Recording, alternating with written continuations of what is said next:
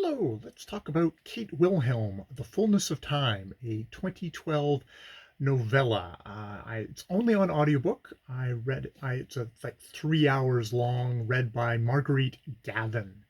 So this is a late career story for Kate Wilhelm. She died in 2018 at the age of 89. She was a science fiction, mystery, and thriller writer. She established the Clarion Workshop, writing. It's a writing workshop for aspiring SF and fantasy writers with her husband and another fellow. She's won for other works, the Hugo and Nebula Award. I should actually try Where the Late Bird Sang, which is a I think a work in the 1970s by her. She was inducted into the Science Fiction and Fantasy Hall of Fame in 2003, which is sort of a long way of saying this is not the place that I should have started my Kate Wilhelm reading. Um, but that said, let's get into the story. Just saying at the beginning, this is not going to be a positive review, and I understand that I'm coming to it very late. I can't imagine someone coming to any other author at this late part in the career and making this a blanket statement. This is me just talking about this little 3 hour novella, which I was trolling through the library looking for something that I could kind of read right now while I'm waiting for other things to come free, and this is what I settled on. So coming into it fairly blind. I only learned later exactly where she was in her career and stuff like that. So yes. Let's start off with the story.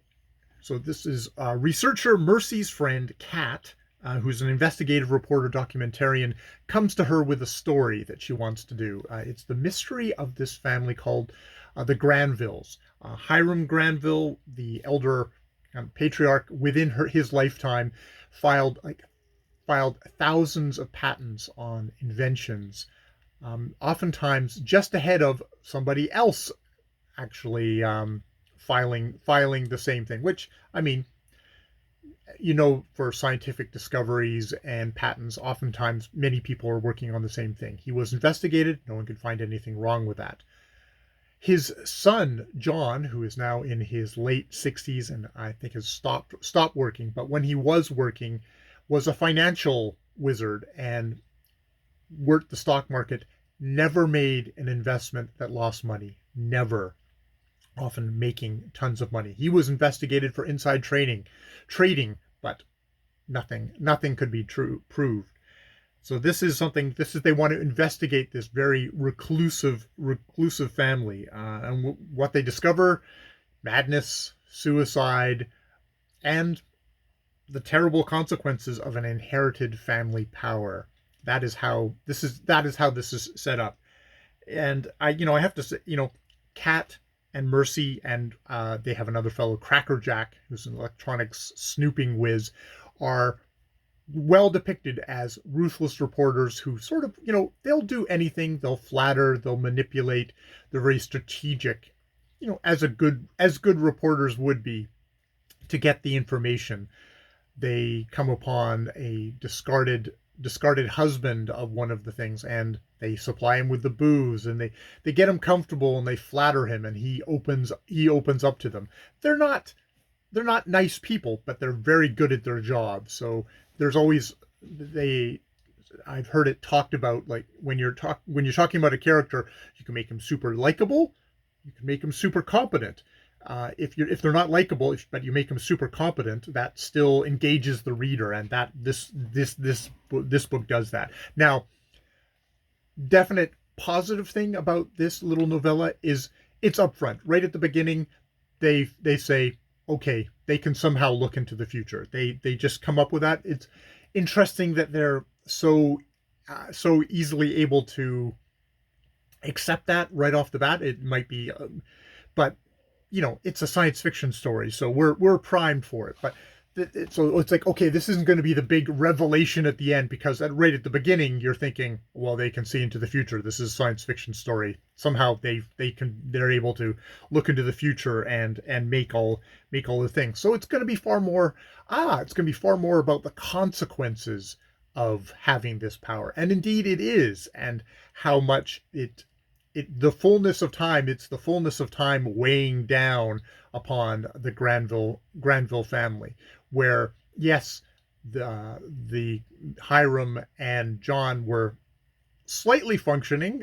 They find out that there are minders. There's a grandmother and there's a wife who very much were able to kind of mine them and mine them for their information, while them having fairly sad lives as a result.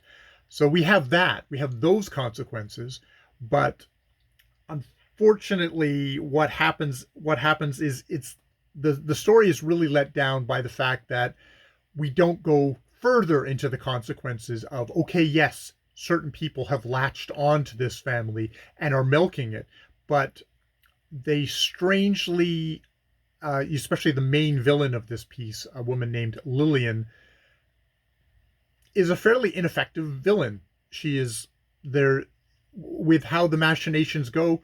She basically just gets neutralized, and that's the end of it, and everyone lives happily ever after. Where by the function of the plot, because it's definitely very much of a kind of a plot procedural kind of thing, you're expecting, like, oh no, there's going to be a twist that this woman having access to this kind of power is going to be able to turn the tables on the protagonists of this thing. I won't call them the heroes, but the protagonists of this story, and that doesn't happen.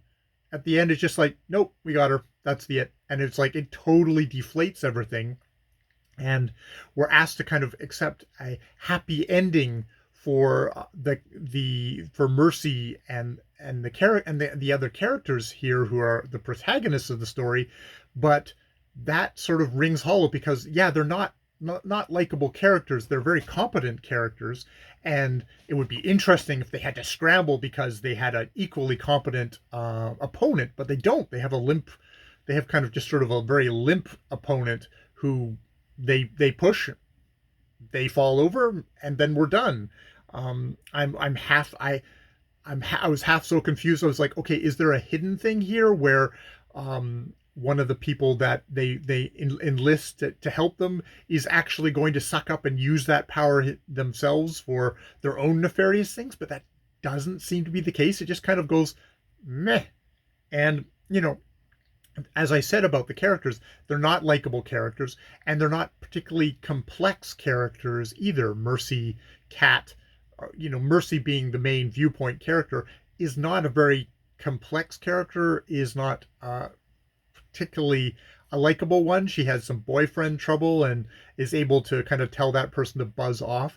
There's a strangely what the age they're supposed to be, learning that the author was probably in her 80s when she wrote this maybe makes sense that they seem slightly oddly written, or there's a slightly odd tone that this is more harkening back to if it was set in the 1950s, maybe it would be more believable. Not that they had outdated attitudes or anything like that, but just a certain way that they're holding themselves doesn't quite click right.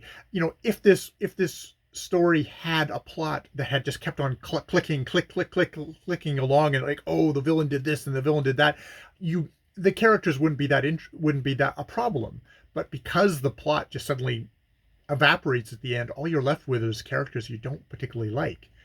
Well, not that you don't particularly like, but you're not particularly interested in, because they're interesting only in the amount of competency for an interesting plot, and there's no interesting plot, so their competency doesn't matter, and the whole thing just deflates at the end. I would be interested in going back and reading some of her earlier, far more respected work. She won, yeah, as I said, she won the, what is it, she won the, should try the where late the sweet bird sang is where I should actually see if I can track down a copy of that and read that to get a kind of a full sense, because I mean, this is definitely an author, even at this late stage in her career, who's got the chops. It's well written. If the characters aren't that complex, if she had a plot that really clicked along, I could see this. She's also a mystery writer, and I can see this level of characterization working just fine for a mystery novel where, you know, there's a good mystery and stuff like that. Not that I'm as much into mysteries, but yeah. So those are my thoughts on The Fullness of Time by Kate Wilhelm. More videos later.